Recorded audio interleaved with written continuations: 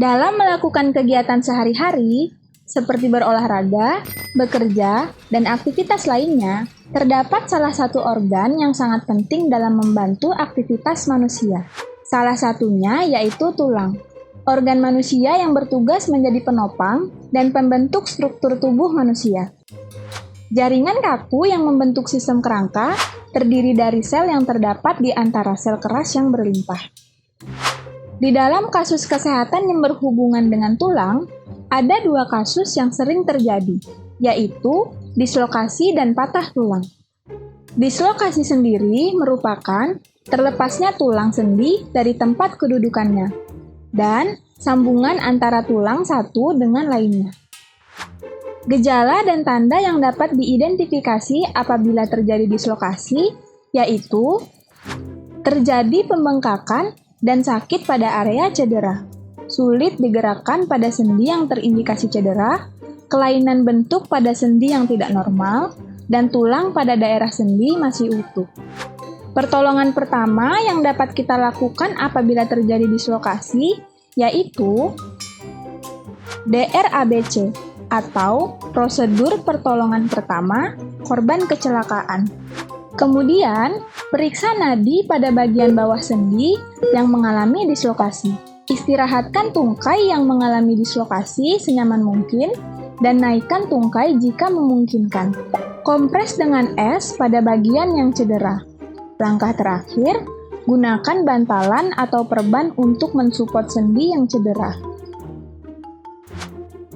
Sedangkan patah tulang merupakan terpisahnya antara dua tulang atau sebagian komplit atau partial yang biasanya disebut retak. Penyebab patah tulang dibagi menjadi 3, yaitu yang pertama adalah trauma langsung. Trauma langsung merupakan terjadinya patahan yang terjadi di daerah yang terkena trauma. Kedua, trauma tidak langsung. Trauma tidak langsung merupakan terjadinya patahan pada tulang yang jauh dari daerah trauma. Yang terakhir, yaitu kontraksi otot yang tidak normal. Ini terjadi akibat adanya hentakan otot secara tiba-tiba. Ketika seseorang mengalami patah tulang dan mengakibatkan pendarahan, apabila terjadi di bagian paha, pendarahan tersebut dapat mencapai 1 hingga 2 liter. Kemudian, patah tulang sendiri juga dapat menyebabkan kerusakan pada jaringan di sekitar terjadinya patah tulang. Contohnya seperti otot, pembuluh darah, dan saraf dapat rusak. Kemudian, dapat mengakibatkan rasa nyeri dan syok. Patah tulang sendiri dibagi ke dalam 2 jenis, yaitu patah tulang tertutup dan patah tulang terbuka. Patah tulang tertutup terjadi di mana patahan tidak menyebabkan luka pada kulit, serta pendarahan di sekitar jaringan. Sedangkan patah tulang terbuka dapat mengakibatkan adanya luka pada kulit, serta patahan tulang yang menembus kulit. Pendarahan yang terjadi saat patah tulang terbuka dapat mengakibatkan infeksi. Beberapa gejala yang dapat dikenali ketika terjadinya patah tulang yaitu ketika terdapat bunyi pada bagian cedera, serta terasa nyeri pada bagian tubuh yang mengalami cedera. Kemudian, bagian yang mengalami cedera tidak memiliki kekuatan yang menyebabkan kesulitan saat digerakkan. Terjadinya bengkak dan lebam, dan perubahan bentuk tulang yang tidak normal, seperti terputar atau bertambah pendek, serta adanya suara gesekan apabila bagian cedera digerakkan. Penanganan umum yang dapat dilakukan yaitu dengan cara melakukan DRABC, atau prosedur pertolongan pertama kepada korban kecelakaan. Kemudian memeriksa jenis patah tulang, apakah itu tertutup, terbuka, atau komplikasi. Beritahu kepada korban agar tidak menggerakkan bagian yang mengalami cedera. Imobilitas patahan dan sendi di atas dan bawahnya dengan slings, perban, atau splint untuk mencegah gerakan.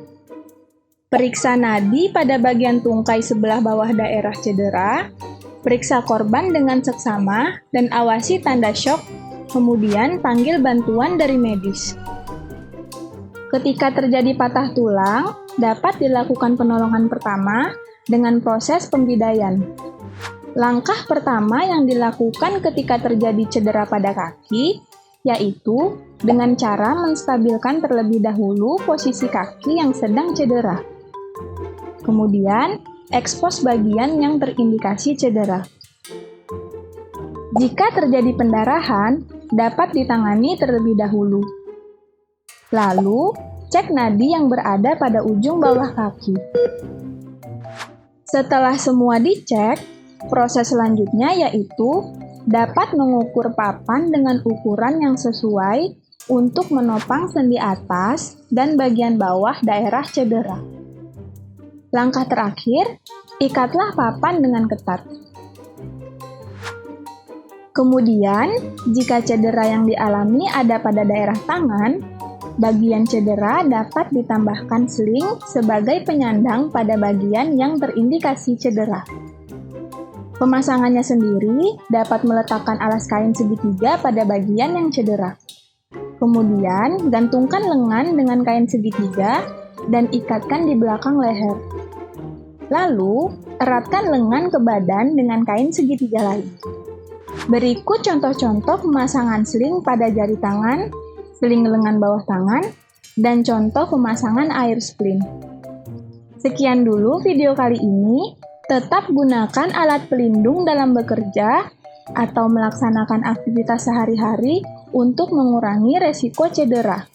Sampai jumpa di video selanjutnya.